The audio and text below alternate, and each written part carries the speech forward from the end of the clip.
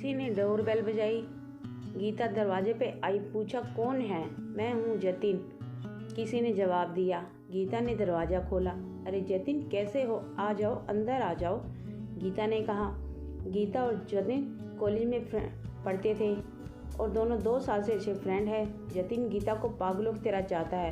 वो गीता के लिए कुछ भी कर सकता है, लेकिन एक गरीब घर के होने के कारण वो गीता को प्रपोज करने से डरता है। गीता के दिल में क्या है ये जतिन नहीं जानता। जतिन बोला, गीता मैं अच्छा हूँ, क्या तुम मेरी बैग उठाने में मदद करोगी? गीता बोली, इतना बड़ा बैग, इसमें क्या है?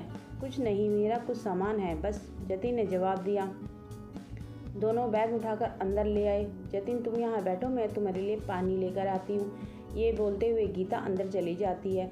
गीता पानी लेकर आती है। गीता, क्या तुम मेरी थोड़ी मदद कर सकती हो? जतिन ने पूछा। इसमें पूछना क्या है जतिन, बिल्कुल कर सकती हूँ, गीता ने मुस्कुराते हुए कहा। जतिन बोला, मुझे कुछ काम से अपने गांव जाना है। मेरा ये बैग तुम्हें अपने पास रखना होगा, लेकिन प्लीज़ इसे कभी खोलना की कोशिश मत करना। मैं तुम्हें गांव से आने के बाद बता दूंगा कि क्या बात है, तब तक प्लीज़ इसे खोलना मत। कहीं ये चोरी का तो नहीं? गीता ने मजाक करते हुए कहा। अरे गीता, मजाक मत करो। ये बोलते हुए जतिन ने बैग को एक कोने में रखा और वहाँ से चला गया। रात हुई। गीता अपने कमरे में सो रही थी। तभी किसी के कदमों की आहट आई, मानो कोई गीता के कमरे की तरफ बढ़ रहा है। गीता के कमरे का दरवाज़ा, जिसकी आवाज़ से गीता उठ गई और वो इधर उधर देखने लगी, पर उसे कोई दिखाई नहीं दिए। दरवाज़ा को खुला देख गीता कमरे के बाहर आई। हॉल में से कुछ आवाज़ें आ रही थी, मानो कोई रो रहा है। गीता सहमी हुई हॉल की तरफ बढ़ी। गीता जैसे ही हॉल में पहुंची, उसने देखा टीवी ऑन था और वो आवाज़ें टीवी से आ रही थी। यह देख गीता ने सुकून की सांस ली, लेकिन वो सोच में पड़ गई कि उसने सोने से पहले टीवी बंद किया था या नहीं।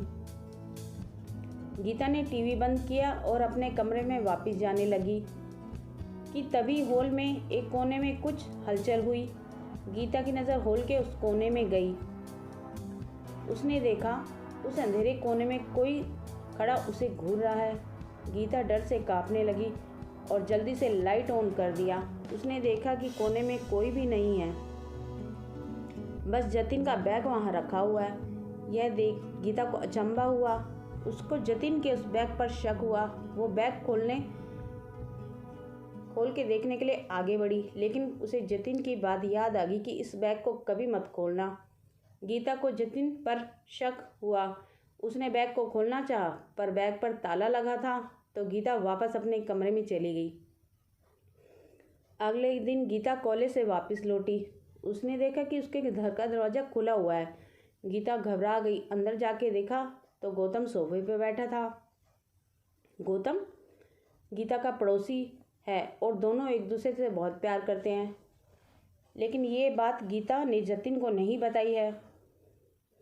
गीता ने पूछा, अरे गौतम, तुम कब आए और तुम्हें मेरे घर की चाबी कहाँ से मिली? गौतम कुछ नहीं बोला, वो बस सोफे पे बैठा गीता को घूरे जा रहा था।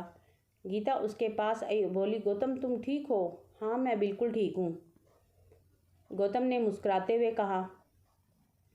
मेरा घर तो लॉक था, तुम अंदर कैसे आए? गीता ने पूछा। तुम घर को लॉक करना भूल गई थी, गौतम ने जवाब दिया। गीता सोच में पड़ गई, फिर जवाब दिया, ओह हाँ शायद, सॉरी मुझे याद नहीं था। गीता बोली, गौतम अच्छा हुआ तुम यहाँ आ गए। मैं तुमने एक कॉलेज फ्रेंड जतिन से मिलवाना चाहती हूँ, वो बस आता ही होगा। डोरबेल बजी, शायद जतिन ही होगा, मैं देखती हूँ, बोलकर गीता ने दरवाज़ा खोला। बाहर जतिन खड़ा था। जतिन तुम सही समय पे आए हो, मुझे तुम्हें किसी से मिलवाना है, अंदर आ जाओ, गीता बोली। जतिन ये गौतम है मेरा बॉयफ्रेंड, हम दोनों 2 महीने से रिलेशनशिप में हैं। मैं ये बात तुम्हें बताना चाहती थी, लेकिन कभी मौका ही नहीं मिला। जतिन ने जैसे ही गौतम को देखा, वो घबरा कर डर के मारे कांपने लगा। क्या हुआ जतिन? ये मेरा बॉयफ्रेंड है गौतम।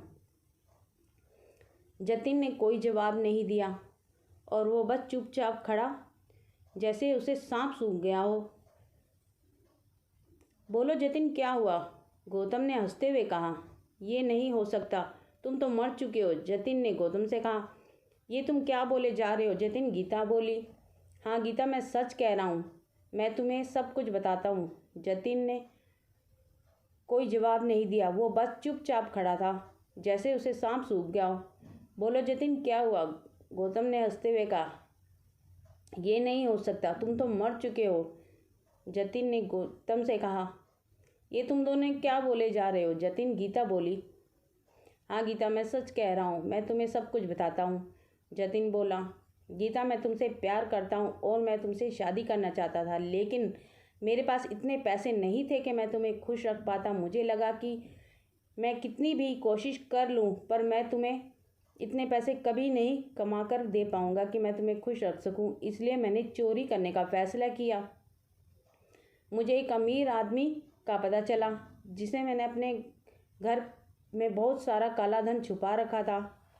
मैं उस आदमी के घर गया, मैंने पैसे चुरा और एक बैग में भर लिए और पीछे के रास्ते से भागने लगा। लेकिन जब मैं वहाँ से भाग रहा था तो गौतम ने मुझे देख लिया।